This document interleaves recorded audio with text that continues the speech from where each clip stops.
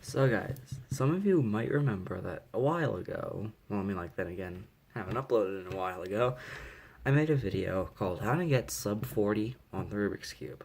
And somehow it ended up being my most popular video. And I'm not quite sure how that happened, but yeah, so it ended up being my most popular video.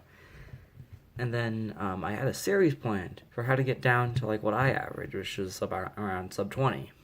But I never actually released that video series, and here's why. I don't know if it's just me, but like to me, my voice sounds really dead.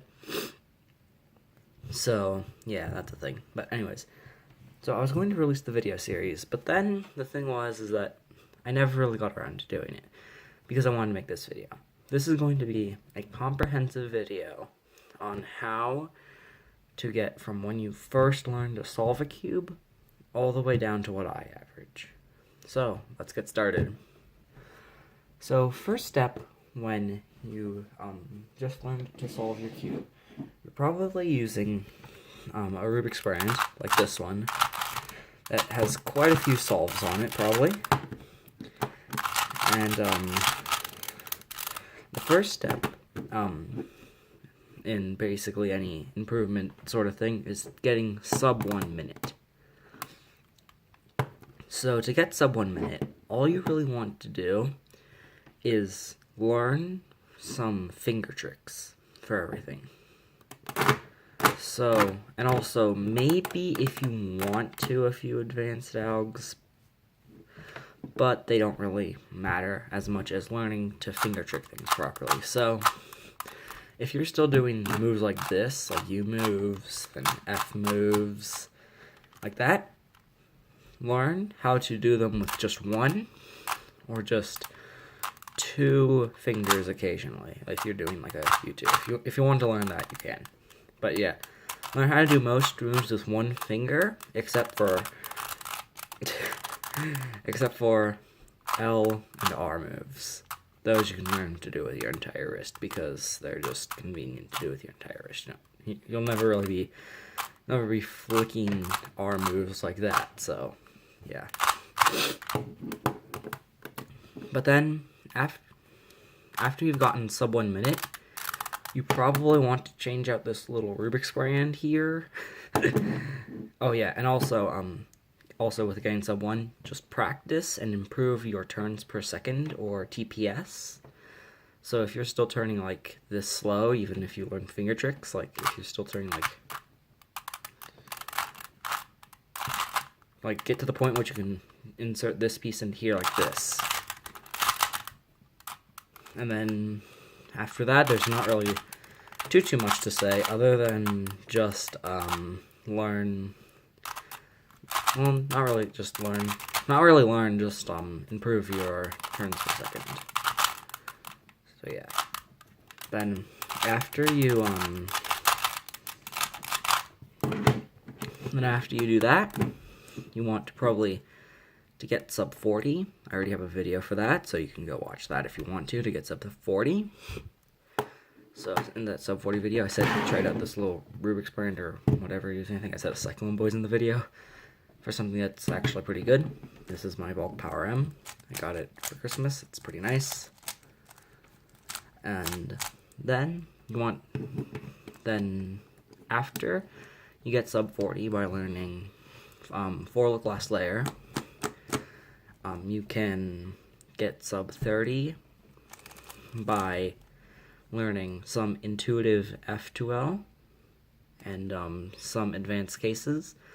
What I would do is I would get a sheet that looks something like this with, well, this is for ZZ, but you get my picture, with like little descriptions of the F2L cases and then the algorithm for it.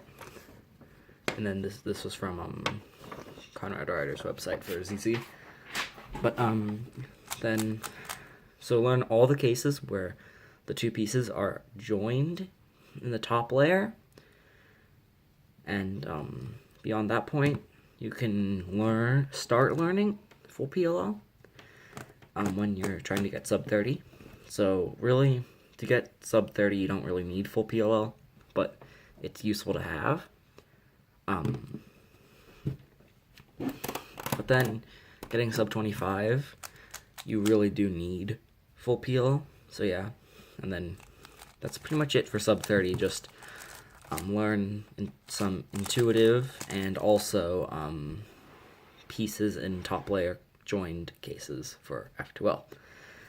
Then getting sub 25, as I said, you'd probably want to learn full PLL, or permutation in the last layer, which, except for G-perms, well, I mean, like, learning G-perms would be helpful, but you don't really need to get sub 25. You can still two-look them, and if you're wondering what a G-perm is, this is a G-perm. We have a block solved right here, and no other piece is solved. And they're pretty easy algorithms to remember. Like, this is one of them. Like that. So, G-perms are pretty easy algs to remember, and like it'd be kind of useful to if you knew them. So yeah. But then, now the big one, getting sub 20. Getting sub 20, like, you have to start, like, dropping, like, all of your beginner habits and start actually focusing on habits that are good for speed cubing. So that includes look ahead, which is basically where you can solve your piece without looking at it, so you can look at the rest of the cube. Well, like, solve not just your F2L. Like, look ahead is not just for F2L, it's for like cross and like everything pretty much. So yeah.